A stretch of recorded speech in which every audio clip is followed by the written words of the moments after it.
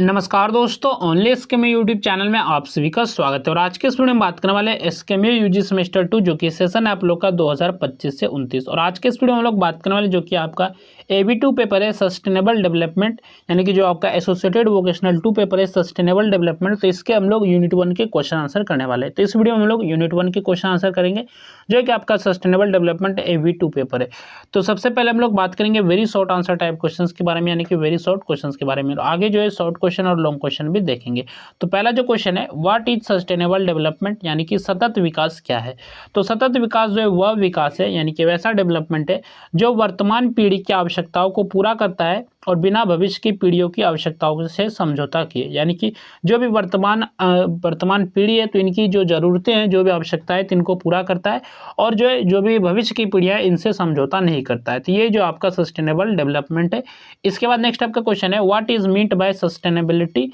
साधारणीयता से क्या अभिप्राय, यानी कि साधारणीयता से आप क्या समझते हैं। तो साधारणता का अर्थ है संसाधनों का विवेकपूर्ण उपयोग करते हुए पर्यावरण, समाज और अर्थव्यवस्था के बीच संतुलन बनाए रखना। यानी कि क्या, तो संसाधनों का अच्छे ढंग से इस्तेमाल करना, लेकिन जो है पर्यावरण हो गया, समाज हो गया और अर्थव्यवस्था हो गया, तो इनके बीच अच्छे से बैलेंस करके रखना। तो ये जो आपका साधारणीयता है। इसके बाद हम लोग बात कर लेते हैं पीडीएफ के बारे में कि ये पूरा पीडीएफ आप लोग कैसे डाउनलोड कर सकते हैं। तो ये पीडीएफ आपको हमारे टेलीग्राम चैनल ओनली एसकेएमयू पे मिल जाएगा, तो वहाँ से आप इस पीडीएफ को डाउनलोड करके अच्छे से पढ़ सकते हैं। अगर आप टेलीग्राम चैनल पे नहीं ढूंढ पाते तो आपको इसी वीडियो के डिस्क्रिप्शन में पीडीएफ का लिंक मिल जाएगा, तो वहाँ से आप इस पीडीएफ को डाउनलोड कर सकते हैं। तो चलिए नेक्स्ट क्वेश्चन पे चलते हैं। तो क्वेश्चन नंबर 3 आपका, which year is associated with the Stockholm conference. तो स्टॉकहोम सम्मेलन किस वर्ष से संबंधित है, यानी कि स्टॉकहोम सम्मेलन किस वर्ष हुआ था। तो स्टॉकहोम सम्मेलन जो है 1972 में आयोजित हुआ था। तो कब हुआ था, तो 1972 में। यह जो है पर्यावरण और मानव विकास से संबंधित एक महत्वपूर्ण अंतर्राष्ट्रीय सम्मेलन था। तो ये कैसा सम्मेलन था, तो इसमें जो है मानव विकास और पर्यावरण से संबंधित ये आपका सम्मेलन था। इसके बाद नेक्स्ट आपका क्वेश्चन है question number 4, what is the Brundtland report, यानी कि ब्रंटलैंड रिपोर्ट क्या है। तो ब्रंटलैंड रिपोर्ट जो 1987 में प्रकाशित एक महत्वपूर्ण रिपोर्ट है जिसने सतत विकास की अवधारणा को स्पष्ट और लोकप्रिय बनाया।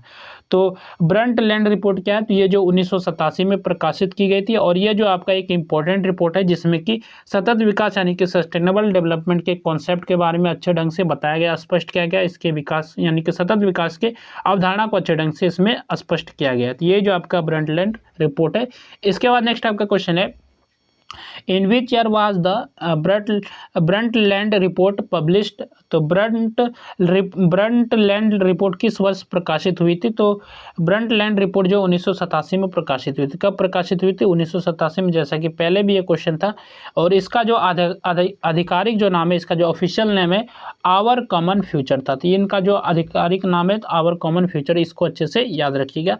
नेक्स्ट आपका क्वेश्चन है, which year is associated with the Rio conference on sustainable development. तो सतत विकास से संबंधित रियो सम्मेलन किस वर्ष हुआ था। तो यानी कि सतत विकास से रिलेटेड जो है जो रियो सम्मेलन हुआ था, ये किस वर्ष हुआ था।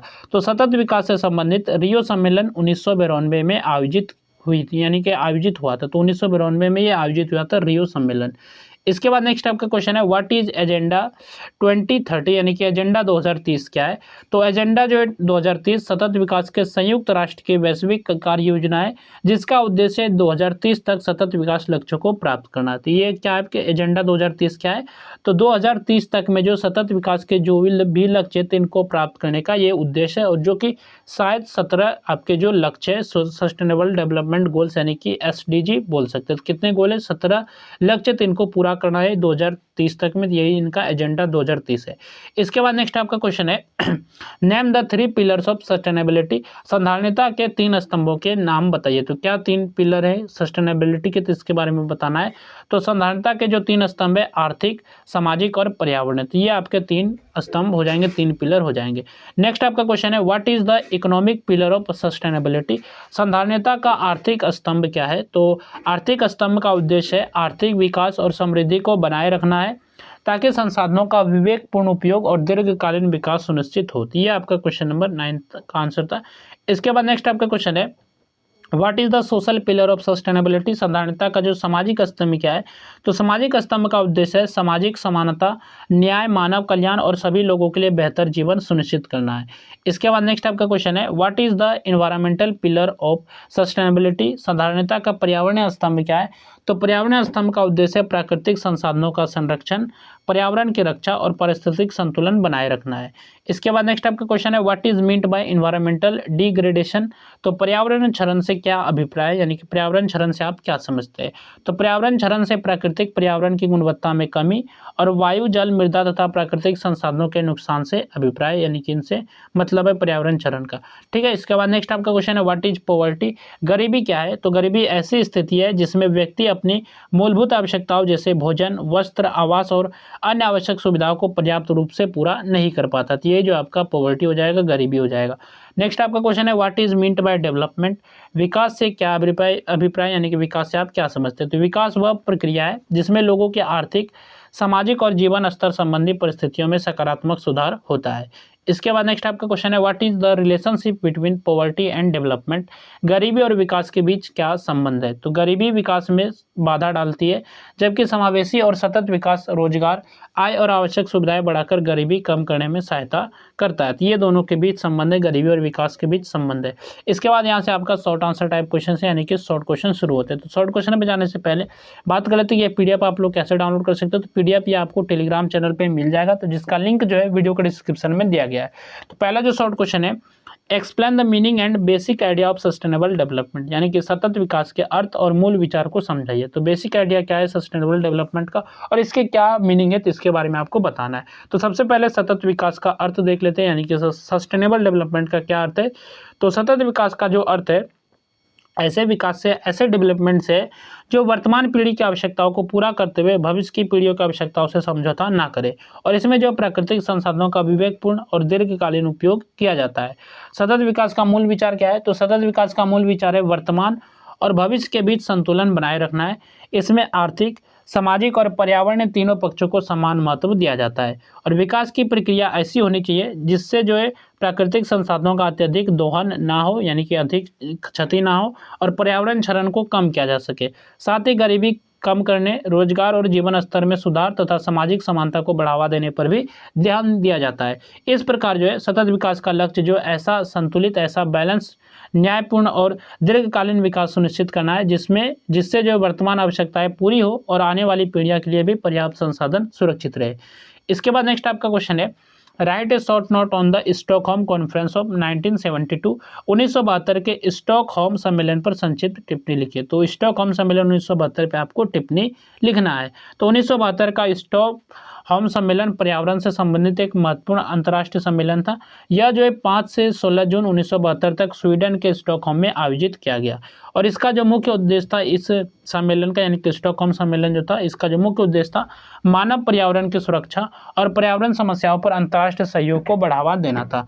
सम्मेलन में पर्यावरण संरक्षण और विकास के बीच संतुलन की आवश्यकता पर जोर दिया गया।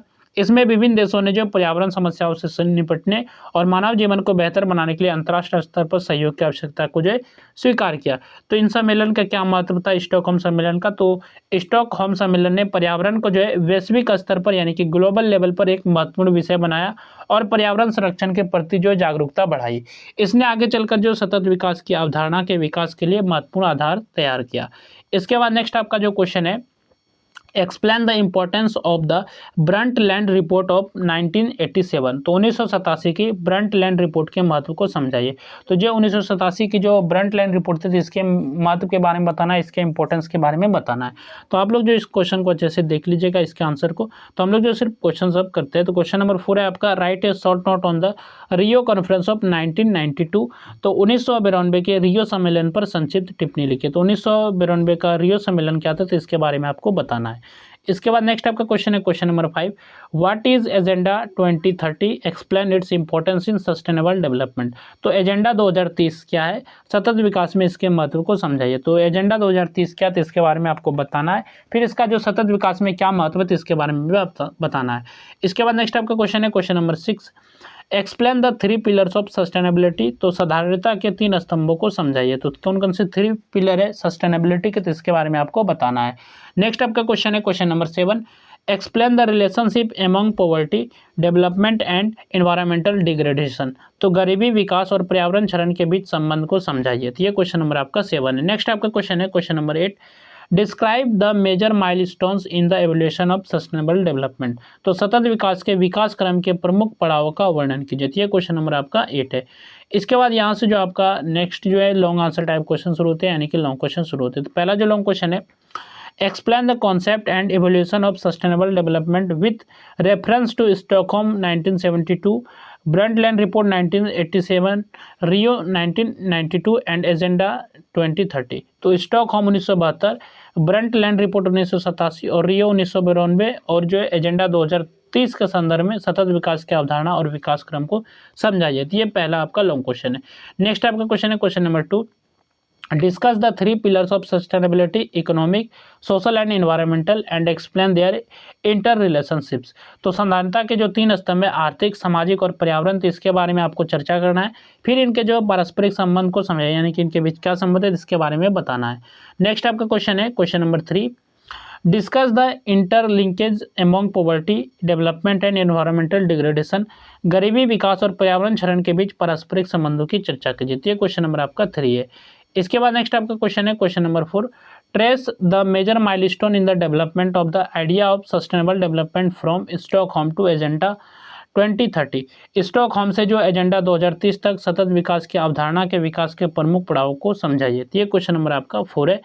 इसके बाद नेक्स्ट आपका क्वेश्चन है question number 5, explain the importance of sustainable development for balancing economic, social and environmental concerns. तो आर्थिक, सामाजिक और पर्यावरण चिंताओं के संतुलन के लिए सतत विकास के महत्व को समझाइए। ये क्वेश्चन नंबर आपका 5 है। तो यहाँ तक हम लोगों ने जो क्वेश्चन आंसर देखे, जो कि आपका AV2 पे भरता सस्टेनेबल डेवलपमेंट, तो आप लोग इसको अच्छे से तैयार कर लीजिएगा और PDF आपको हमारे टेलीग्राम चैनल पर मिल जाएगा। तो वहाँ से आप PDF को डाउनलोड करके अच्छे से सभी क्वेश्चन आंसर को देख सकते हैं। अगर आप टेलीग्राम चैनल पर नहीं ढूंढ पाते तो वीडियो के डिस्क्रिप्शन में भी PDF का लिंक देगा, तो वहाँ से आप PDF को डाउनलोड कर सकते हैं। तो चलिए फिर मिलते हैं नेक्स्ट वीडियो में। इस वीडियो में बस इतना ही।